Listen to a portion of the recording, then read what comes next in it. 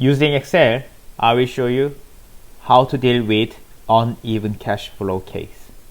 Okay, I will construct table. So here 1, 2, 3, 4 cash flow. Year number 1, $9.23. Year 2, $44, $45, $38. Cash flow. Discount rate, okay, I just put it DR.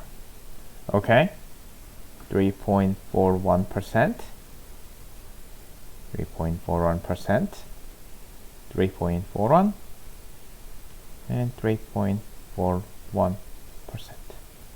Okay, now let's calculate each cash flow.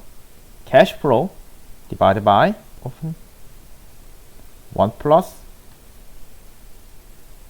discount rate, and discount period will be 1. Close it, enter. Alright, you will get discount cash flow, right? Next, cash flow divided by 1 plus discount rate, discount period will be 2. Alright, next, divided by 1 plus discount period will be 3. Last one,